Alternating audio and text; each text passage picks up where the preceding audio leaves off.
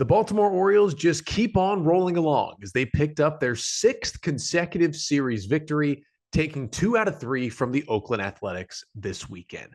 I'll recap that series, get you my 3 big takeaways, including thoughts on Gunnar Henderson, the Orioles' depth, and their issues winning on Sundays. But that's all coming up on this episode of the Locked On Orioles podcast.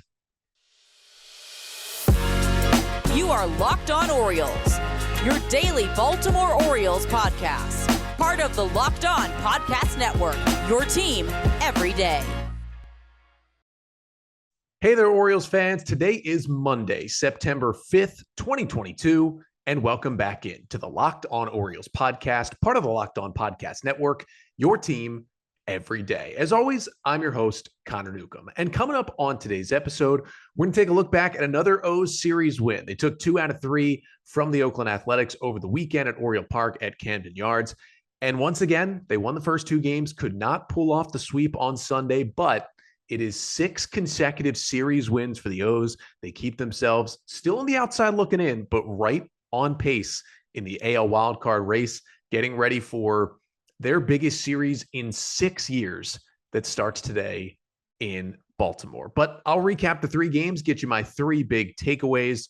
But first, just want to thank you for making Locked On Orioles your first podcast listen of the day. We're free and available on all podcast listening platforms. Make sure to leave a rating and a review if you can. We're right here on the Locked On Orioles YouTube page as well. Make sure to like, comment, and subscribe to the page. And tell your friends, hey, listen, we're into September. There's exactly 1 month left in the season. The Orioles are 2.5 games out of a playoff spot. And by Wednesday, control their destiny to be in a playoff spot here in early September. A lot of people are jumping back in on following the O's closely. Tell them about Locked On Orioles, because we're going to have this team covered every single day for the remainder of this season. But again, we thank you for making Locked On Orioles your first podcast listen of the day. For your first listen today, well, it's a weekend recap episode. Orioles take 2 of 3 from the Athletics, starting the series with a 5-2 win on Friday night. They backed it up with an 8-1 victory on Saturday before falling 5-0 to the A's in the series finale on Sunday. Orioles now 71-62 on the season. Now, with the Saturday win, they actually got to 71-61, 10 games over 500 for the first time since mid-May of 2017. That was a pretty special mark to get to, but they win their 6th straight series. Again, they are 2.5 back now of the Toronto Blue Jays because despite winning a series, the Orioles lose ground because Toronto was in Pittsburgh, and the Pittsburgh Pirates, well, didn't really put up much of a fight. The Blue Jays swept the Pirates in their 3-game series, so they did game 1 game on the Orioles. And in terms of the other wild card contenders this weekend, pretty much everybody did the same thing. I mean, as I'm recording here, the Yankees are 2 outs away from beating the Rays and salvaging 1 game there. That would put the Orioles still 3.5 games back of Tampa Bay. And then this Seattle and Cleveland game is currently in a delay. I'm just going to assume Seattle's going to win this game. They're up 2-1. They've been winning all these games. That would put Seattle 4.5 up on the Orioles and put them in the top wild card spot heading into play on Monday. But the O's still right in it. And certainly they can help themselves with 4 games against the Blue Jays starting today. We'll get to that series, though, in just a bit. First, we look back on this A's and O's series. My 3 big takeaways from the weekend in which the Orioles took 2 out of 3 from Oakland. And my first big takeaway is, hey, you know what? This Gunnar Henderson kid, he's pretty good. He seems to be pretty good. Henderson on the weekend, just a 3 for 11. It's not like he lit the world on fire, but did have a couple of doubles, a walk, and 2 strikeouts starting all 3 games for the Orioles this weekend. And he has been in the starting lineup in all 5 games. He has been an Oriole. And actually on Sunday, that was the O's first loss with Gunnar Henderson on the team. They had been 4-0 since calling up Gunnar before falling in the series finale on Sunday. But he's just been incredible and is playing 3 different positions. Obviously, we saw him dazzle at shortstop on Thursday in Cleveland.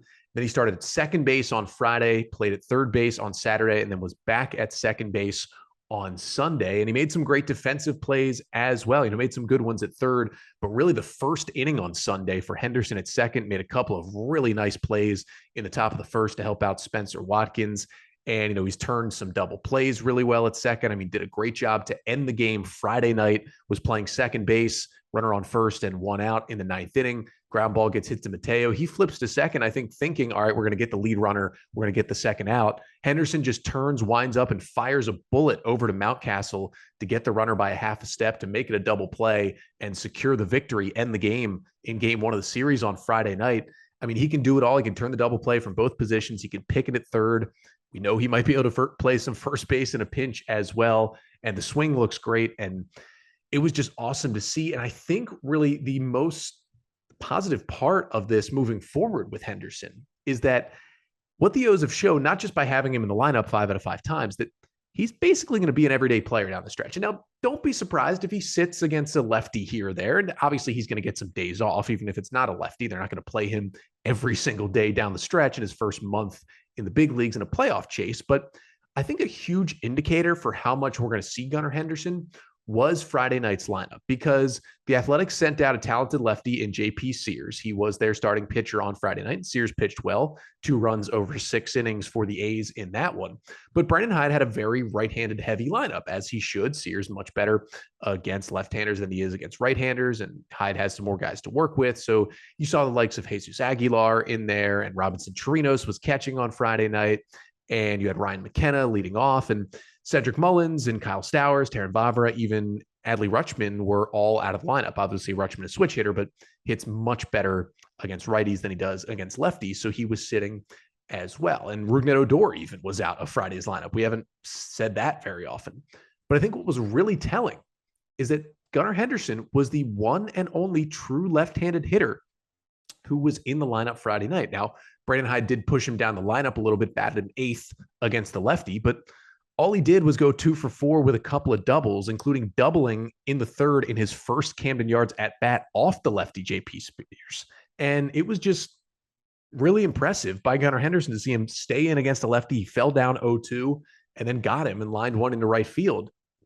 And that's just huge, I think, for what Henderson's role is going to be moving forward. Because if he's going to play against a lefty like that when none of the other lefties are playing, that says some big things, that the O's see him immediately as an everyday player, as they should, because he is that good. And he's going to continue to help the O's moving forward. Now, I'm not going to say he's going to play every game. And listen, the O's have a doubleheader here today. He hasn't gotten a day off since coming up. I would not be surprised at all if Henderson is out of the lineup for one of the 2 games of this doubleheader, even though it is 2 righties that the Blue Jays are throwing.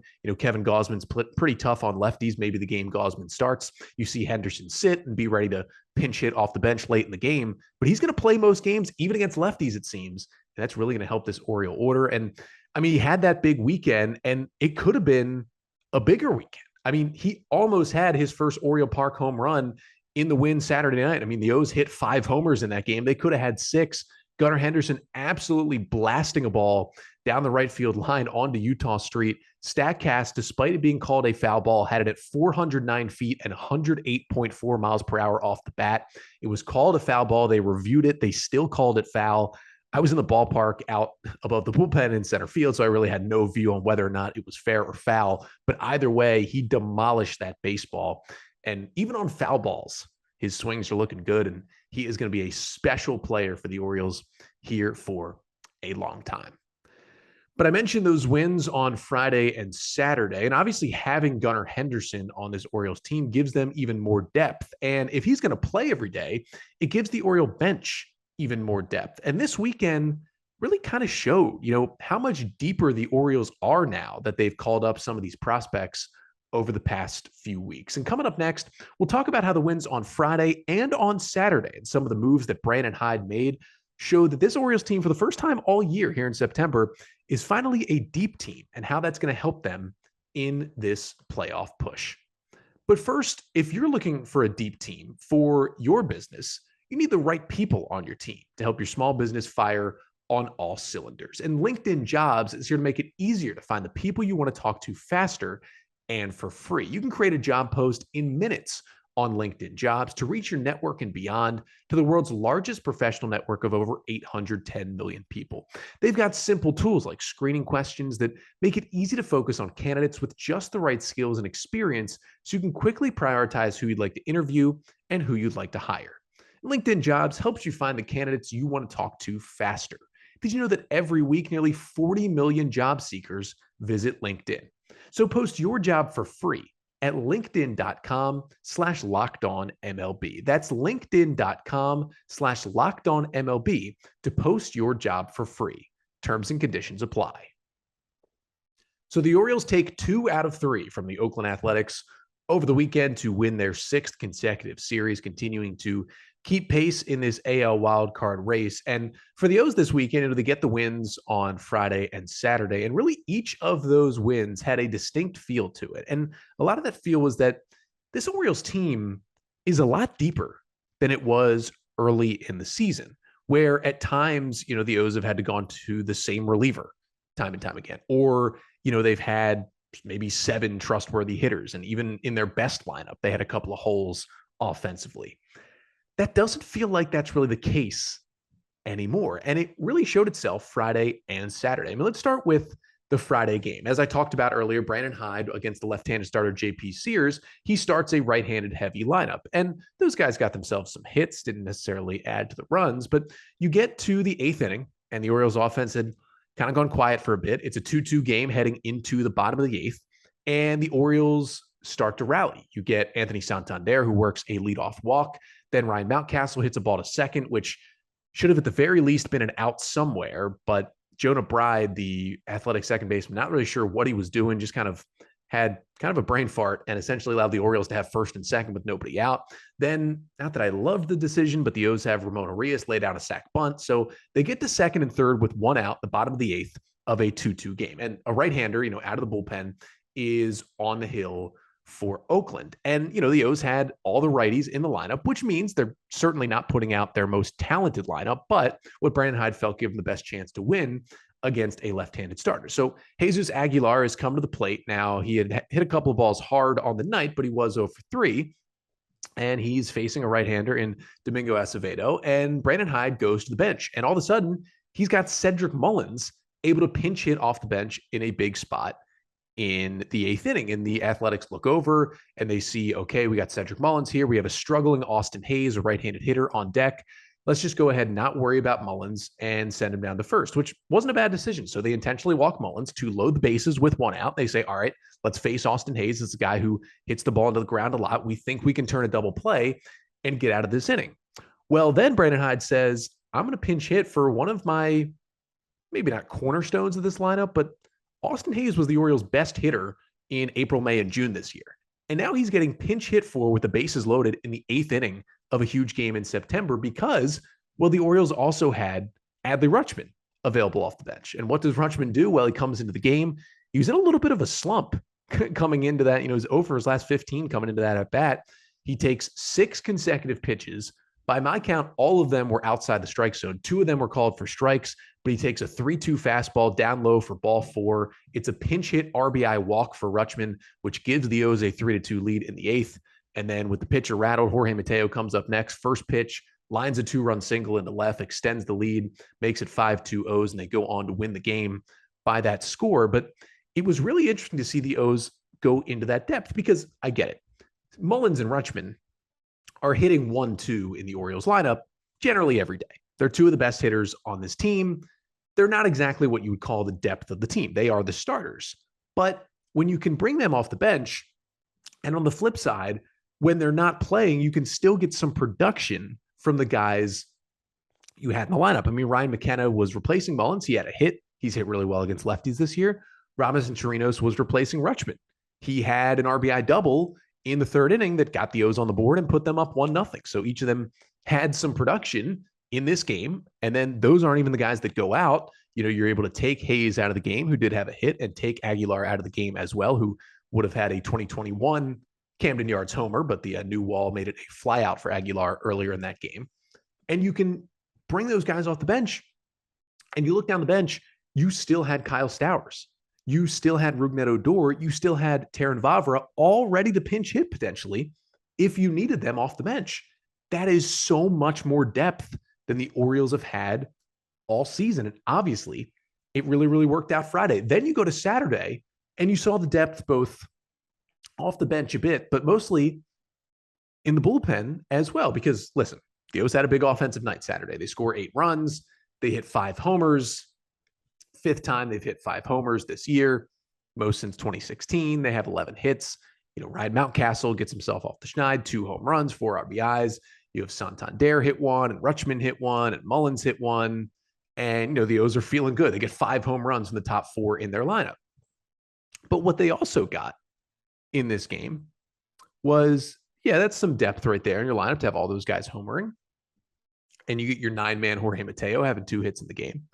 But how about the Oriole bullpen in this Saturday game? Because if you look at what happened, Austin Voth did not have the goods on Saturday night. He had been pitching so well for the O's, but he just didn't have it. He lasted only 3 1/3, allowing 6 hits, did strike out 4 with no walks, but was just getting hit around, 5 hard hit balls. And Voth allowed 3 consecutive singles to open up the 4th inning. The O's were leading 4-1, but the A's loaded the bases. He then allows a line drive to right field where Kyle Stowers makes a nice running catch, actually overthrew Adley at home plate, but luckily the runners didn't advance. So it was 1 out, bases loaded. Voth had thrown 70 pitches. He was getting hit hard. Brandon Hyde had the bullpen working and just said, you know what? We've got a lead. We're in a playoff atmosphere. Our bullpen's fairly rested. Let's go to the pen. Austin Voth does not have it tonight. And so Hyde takes the ball from Voth when he's gotten 10 outs. You would like more than that from your starters. But he goes to Keegan Aiken, and Keegan Aiken, he's been struggling recently. He had a 4.63 ERA in August, and that's with an outing where he had 5 unearned runs in that crazy Friday night game against Boston a couple weeks ago. Some of those could have certainly been earned, and his ERA could have been 6, 7, 8 in the month of August. He hasn't been good. But what does Keegan Aiken come in and do? He gets a 6-4-3 double play to get out of the inning. And then he ends up pitching 2 scoreless perfect innings with a strikeout to kind of keep the O's in the lead and transition it over to the back end of the bullpen. And then what Brandon Hyde was able to do is just kind of mix and match the bullpen down the stretch so nobody pitched too much and everybody stayed fresh. Joey Crable threw a scoreless inning, 2/3 scoreless for Cionel Perez, and then DL Hall makes his MLB relief debut. How about a 1-2-3/8 for DL Hall with 2 strikeouts where his stuff was looking absolutely nasty? I mean, he gives you depth. You now have DL Hall coming out of the bullpen. He makes his first Orioles relief appearance. And granted, it was the 8th inning of a blowout game, but it was the right spot to get Hall in there. You put him in, the O's are up 7-1 in the top of the 8th inning. You get him a clean inning. That's really all you can ask for if you're DL Hall. And he just let the stuff eat with the couple of strikeouts. Could have struck out the side if he got a better call to that first batter he faced, but 8 4-seamers, 5 changeups, 2 curveballs. He actually didn't see the slider, which was interesting, but he got 5 whiffs, 3 on the change, which was absolutely filthy, 2 on the fastball, including the final swing and miss on a pitch that was 98.2 miles an hour, got the guy to chase a high fastball. I mean, his stuff looked incredible out of the pen. And then you can, go to a guy like Nick Vespi, which they did in the top of the 9th in an 8-1 game where you don't have to burn some of your best relievers. You can just go to Vespi and you can close out the game. And what the Orioles were able to do is get DL Hall a good inning, show that they have him in the pen. They have another weapon. They won that game, even though their starter got 10 outs. They won that game without using their best 2 relievers, Dylan Tate and Felix Bautista. Neither of them pitched on Saturday night. And really the only guy they burned for Sunday was probably Keegan Aiken, who threw 20 pitches. And you could argue Joey Crable threw 18 pitches. Maybe you wouldn't want to use him Sunday. But then the O's on Sunday, they end up only using Nick Vespi and Rico Garcia out of the bullpen. And they probably won't use either of those guys Monday. But the Orioles used 5 different relievers and did not burn any of them for a crucial doubleheader here on a Monday. I mean, really the only guy who's, I would say, definitely not available for this doubleheader for the Orioles is Nick Vespi, because he's pitched back-to-back days. He pitched Saturday and he pitched Sunday. Everybody else the O's have in that pen available to pitch to try and get 54 outs against the Blue Jays on Monday in 2 huge games. Brandon Hyde, I felt like, managed that bullpen to perfection on Saturday. He managed that bench to perfection on Friday. And it's getting a little easier for him because the O's are just a little bit of a deeper team. And it's going to make them more dangerous, and it already has made them more dangerous here in this playoff chase. But as the O's continue to look dangerous in these series and keep winning these series, they look the opposite of dangerous when they play day games. Sundays are an issue. Day games in general have just been an issue all year. And that continued with a completely flat performance on Sunday. O's had a chance to sweep. Instead, they lose 5-0 to a really bad Athletics team. So coming up next, we'll talk about how bad the Orioles have really been on Sundays and in day games this year. What the heck is going on? And try to figure out how they can stop this Sunday skid, because they're going to need to win some day games, including later today, if they want to stay in this playoff push.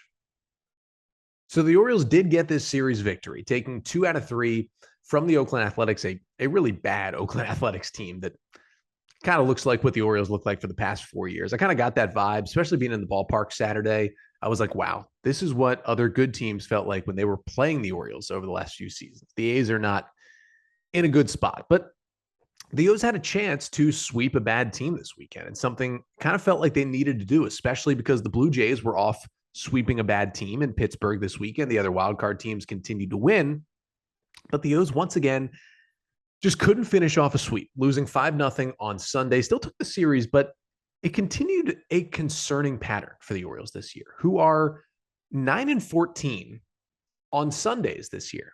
And if you take away the Sunday Night Baseball Little League Classic win, the O's are 8-14 on true Sunday day games this year. And they've had multiple chances, especially in August, to sweep a series and just have lost, whether it be a Sunday or just a day game, a getaway day in the middle of the week. In fact, the only other losing day of the season this year for the O's is Wednesday. The O's are 8-10 on Wednesdays this year. And a lot of those Wednesday losses have been, getaway days, day game, final game of a series.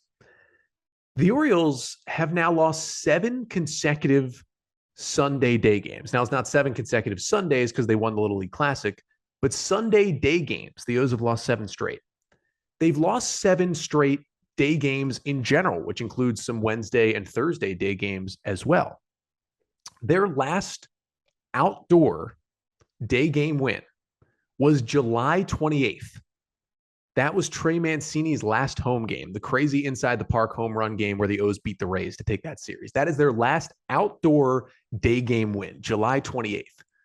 The O's are really struggling in this spot.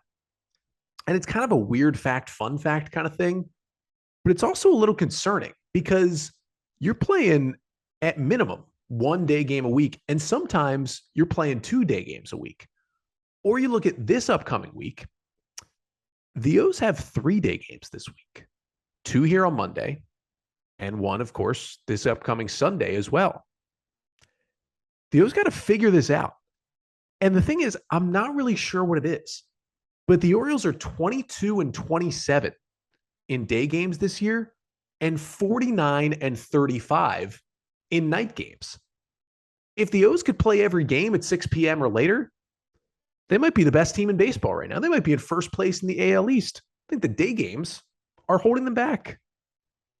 You look at the stats, it's kind of astounding, actually. And this isn't like a thing for everybody. It's not like everybody is bad on day games. There's some teams looking at the stats that are very, very good in day games.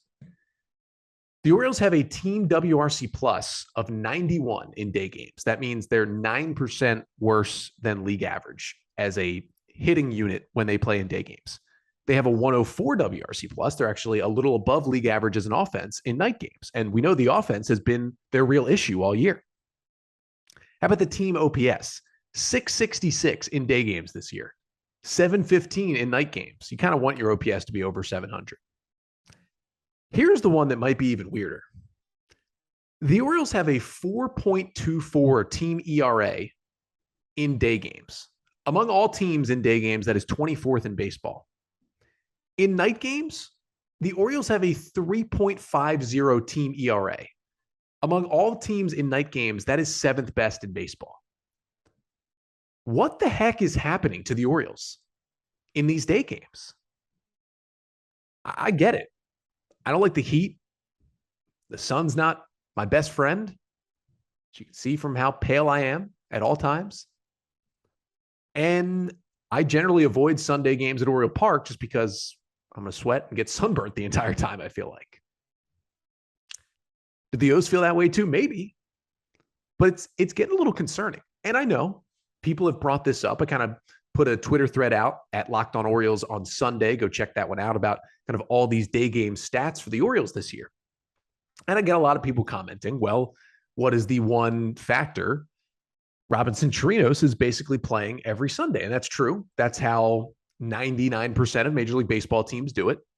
They will have their usual catcher play most of the week. And then because almost exclusively the Sunday game is a day game at 1 o'clock after a 7 o'clock night game on a Saturday, that's when pretty much every team rests their starting catcher and plays their backup catcher. So Robinson Chirinos, who, as we know, not a good framer, has struggled defensively and has been really bad offensively pretty much all season for the Orioles, is playing every Sunday. It's certainly a factor. Do not get me wrong. Having Robinson Chirinos behind home plate instead of Adley Rutschman is a factor to why the ERA is almost a run higher in day games. It's a factor that the offense is a little worse that he's in there. But you got to remember, especially recently, Adley Rutschman has generally been DHing in Sunday games while Chirinos catches. So you still got your best hitter in Adley in the lineup as the DH. So Robinson Chirinos, who hits ninth every time he plays, he's getting the least amount of plate appearances. Him alone is not making the offense be worse in these day games, having these awful performances where they don't score against the Oakland Athletics like they did on Sunday. So yeah, I think Chirinos has a little bit to do with it. But remember, Chirinos started on Friday night. The Orioles kind of used this series against the A's as a chance to get Adley kind of one day catching, one day completely off, and one day DHing. And the Orioles scored 5 runs and won on Friday night. And Robinson Chirinos drove in one of those runs. So it's not just a Chirinos thing. And Dean Kramer pitched well, and the bullpen pitched well with Chirinos behind the plate. But remember, it was a night game on Friday, and it was a day game on Sunday when Spencer Watkins did not pitch well at all, and the Orioles didn't hit at all. So Chirinos, I think, yeah, it's a little bit to it. He's a giant drop-off, both offensively and defensively, when he's in there for Adley. And, even when Adley's DHing, when you have to have Chirinos catching, you'd rather have a guy like Kyle Stowers or Taran Vavra or whomever in the lineup instead. And Chirinos is a big step back. He's been bad offensively this year. But at the end of the day, there's something else going on. It's not just Robinson Chirinos. It certainly isn't. And people brought up, this was a problem back in the Buck days, especially 2014. I went back and looked. The Orioles were 11-12 in Sunday day games in 2014 when they won the AL East. So yeah, I guess a little bit of a problem when you win 96 games and you have a day of the week where you have a losing record. I guess it's a little bit of an issue day. But they're now 8-14 in Sunday day games. Not good. And guess what? They've got 4 more of these Sunday day games. Plus, they've got 2 day games today in this giant doubleheader against Toronto. And they've got a few more day games during the week sprinkled in. The O's just can't go, 1-6 or whatever it may be in these day games for the rest of the year and stay in the playoff chase. I don't know what it is, but they are significantly worse pitching and hitting in day games when the sun's shining. I don't have an exact answer. Chirinos is a little bit of it. Maybe some of it is, the O's have been really good on weekends. One of their best couple of days have been Fridays and Saturdays this year. So maybe they're putting it all, using their best guys into winning Friday and Saturday, and then they're not having as many guys available on Sundays. Maybe that's a little bit of it. And maybe it's a little Chirinos. But there's some about the day games and the earlier starts after night games. It just throws the O's off. And they're going to have to figure it out soon because they got not 1, but 2 day games today. A gigantic doubleheader starts today in Baltimore. 2 games of a 4-game series between the O's and the Blue Jays. Orioles 2.5 back of Toronto for the final wildcard spot in the American League. They've got 10 games left with the Blue Jays here. 4 of them start today. If you get 3 of 4, you pull within a half game. If you get all 4, well, then you have a 1.5 lead over Toronto. Sounds pretty good to me. It's all in the O's hands starting with this series. And it'll be a doubleheader, so each team will get an extra player to call up from AAA. Teams have named their starters for these games. Looks like the Orioles will go with Jordan Lyles in one of their games and Mike Baumann, who just struck out a career-high 13 batters over 6 scoreless innings in his last start with AAA Norfolk this week. He'll be called up as the 29th man to start one of the games. And then the Toronto Blue Jays will go with Jose Barrios, and our old friend Kevin Gausman will start the other game for the Blue Jays. So a huge, huge series, the biggest Orioles series since they went to Toronto at the end of the 2016 season when those two were battling for the wild card. Almost 6 years ago. Big games at Camden Yards. Hope to see you there.